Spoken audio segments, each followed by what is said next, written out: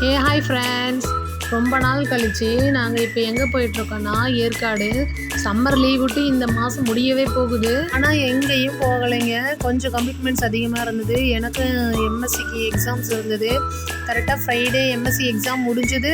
Saturday Yercaud கிளம்பிட்டோம். அது மட்டும் இல்லாமல் சாட்டர்டேலேருந்து தான் 49th ஃப்ளவர் ஷோ ஸ்டார்ட் பண்ணியிருந்தாங்க ஏற்காட்டில். சரி பார்க்க போகலாம். போன வருஷமாவது ஒரு 2-3 டைம் நாங்கள் மேட்டூர் இந்த மாதிரி போயிட்டு குளிச்சுட்டு வந்தோம் ஆற்றுல. ஆனால் இப்போ அங்கேயும் போக முடியல. சரி லீவே முடிய போகுது, இந்த ஏற்காடு ஃப்ளவர் ஷோக்காவது போகலாம் அப்படின்னு சொல்லிட்டு நாங்கள் தங்கச்சி ஃபேமிலி எல்லாம் கிளம்பியிருந்தோம். அங்கே போனால் ஏற்காடில் செம்ம கூட்டம். ஆனால் எல்லா வருஷமும் இருந்த மாதிரி கிராண்டாக இந்த வருஷம் இல்லை. எதனாலன்னு தெரியல. மேபி எலெக்ஷன் டைம்ன்றதுனால இந்த எலெக்ஷன் டைமில் எல்லாம் அதை பார்த்துட்டு பிஸியாக இருந்துட்டாங்க. ஃப்ளவர் ஷோ பற்றி அதிகம் கண்டுக்கலன்னு நினைக்கிறேன். எனக்கு அப்படி தான் ஃபீல் ஆச்சு. பெருசாக ஒன்றும் இல்லை, ஆனால் கூட்டம் நிறையவே இருந்தது. சுற்றி பார்க்க போகலான்னாலும் விலையும் அதிகமாக இருந்தது, டைமும் அதிகமாக வெயிட் பண்ணுற மாதிரி இருந்தது.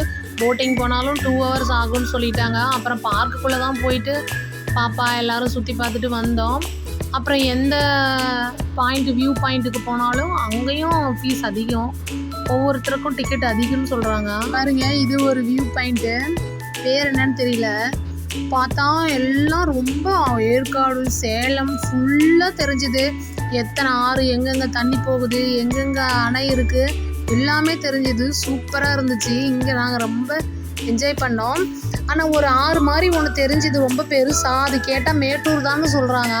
நம்புறதா வேணாவான்னு இருக்குது. அது உண்மையிலேயே மேட்டூராக இருக்குமோ? அப்புறம் ரெக்கார்டிங் ஆன் பண்ணதுலேருந்து எங்கள் பாப்பா பேசணும்னு ஒரே ராவடி. இப்போ பாருங்க, அவள் பேசுவா. நல்லா சுற்றி பார்த்துட்டு அப்புறமேட்டு தான் நாங்கள் மலை பார்க்க வந்தோம். ஷவஷோ மலை அது சூப்பராக இருந்துச்சுங்க பார்க்க. அவ்வளோ அழகாக இருந்துச்சு. எங்கள் அம்மா பவுடர் ஊதி இருக்குது. சரி நம்ம அப்புறமேட்டு எங்கள் அம்மா பாருங்க நெக்லஸ் கண்ணாடிலாம் நல்லாமே படிச்சு. அப்புறம் பெருசாக ஒன்றும் நாங்கள் செலவு பண்ணலை, சுற்றி மட்டும் பார்த்துட்டு வந்துட்டோம். தேங்க்யூ.